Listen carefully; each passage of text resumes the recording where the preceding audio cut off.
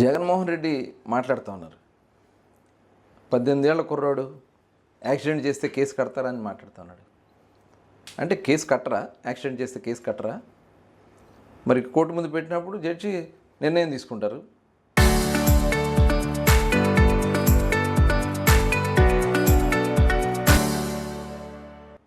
మరి అతను తప్పించడానికి ప్రయత్నం చేసినటువంటి స్థితిలో అప్పలరాజు మరి ఇవాళ ఒక విద్యావంతుడిగా వ్యవహరించాడా?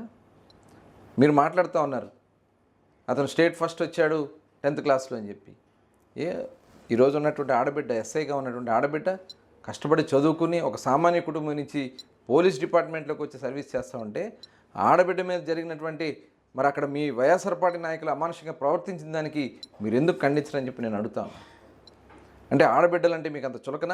ఈరోజు మీరు దొంగల్ని వెనకేసుకొస్తూ ఉన్నారు, కూనీకోరులు వెనకేసుకొస్తూ ఉన్నారు, రౌడీ షీటర్లు వెనకేసుకొస్తూ ఉన్నారు. ఇదేం సంస్కృతి జగన్మోహన్ రెడ్డి గారు? ఇలాంటి వ్యక్తులు ఈ రాష్ట్రానికి అవసరం లేదని చెప్పి ప్రజలు మొన్న తీర్పిచ్చారు. జగన్మోహన్ రెడ్డి పరామర్శల పేరుతో కుళ్ళు రాజకీయాలు చేస్తున్నారు.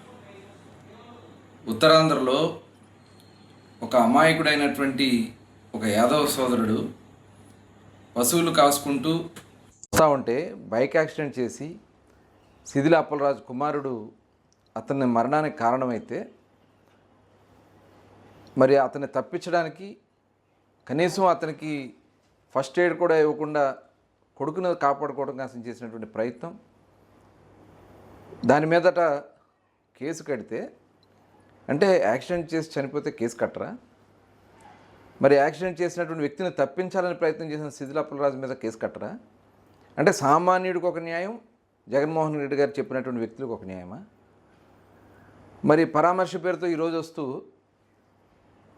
ఆ పరామర్శే ఒక చెత్త పరామర్శ.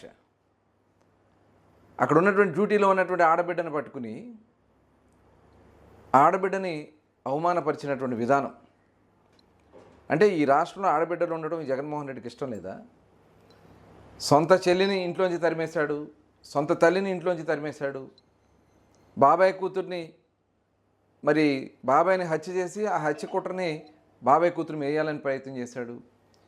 ఇటువంటి ఆలోచనలు ఉన్నటువంటి వ్యక్తి ఈరోజు ఒక లేడీ ఎస్ఐ మీద, ఒక ఆడబిడ్డ మీద మరి ఈ రకమైనటువంటి కుట్ర చేయటం అనేది అక్కడ జరిగినటువంటి సంఘటన చాలా దురదృష్టకరం. ఇలాంటి వ్యక్తులు ఈరోజు రోడ్లెక్కి బరి తెగించి ప్రవర్తిస్తూ ఉన్నారు. గంజాయి తాగేవాళ్ళని మరి పరామర్శ పేరుతో పరామర్శకు వస్తే పరామర్శకు వెళ్ళాలి. ప్రదర్శనలు అవసరమా జగన్మోహన్ రెడ్డి? రోడ్ల మీద మరి అలగా జనాన్ని తీసుకొచ్చి, గంజాయి బ్యాచ్ని తీసుకొచ్చి యువతనంతా చెడగొట్టి వాళ్ళని రోడ్ల మీద ఎక్కించి నాటకాలు ఆడుతూ ఉన్నారే. 5 గంటలకి మీరు అక్కడికి వెళ్లకుండా కావాలని ఉద్దేశపూర్వకంగా మరి అక్కడికి చేరకుండా మీరు చేసినటువంటి ప్రయత్నం, ఇంకా పైగా అది ప్రభుత్వం మీద వేయాలని ప్రయత్నం చేయటం, అంటే ఇది ఒక ఉద్దేశపూర్వకంగా జగన్మోహన్ రెడ్డి చేస్తున్నటువంటి ఒక దుర్మార్గమైనటువంటి ఆలోచన అనేది ఒకసారి ప్రజలందరూ కూడా గమనించాలి.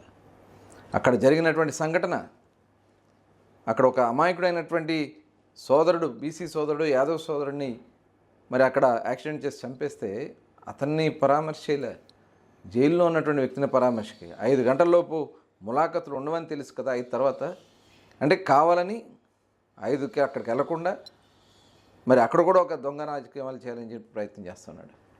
ఇంత అమానుషమైనటువంటి వ్యక్తి, దుర్మార్గమైనటువంటి ఆలోచనలు ఉన్నటువంటి వ్యక్తి. దయచేసి ప్రజలందరూ కూడా గమనించాలా. ఇలాంటి వ్యక్తి ఈ రాష్ట్రానికి అవసరమా? ఇలాంటి వ్యక్తుల కోసం అమాయకులు రోడ్లెక్కి బయటకు వస్తూ ఉన్నారు, ఆ గంజాయికి లేకపోతే రోడీ మొక్కలు తయారు చేస్తూ ఉన్నారు. అక్కడ వైఎస్ఆర్ పార్టీ నాయకులు ప్రవర్తించినటువంటి విధానం దయచేసి రాష్ట్ర ప్రజలందరూ కూడా గమనించాలా. చాలా ఓర్పుగా, సహనంగా.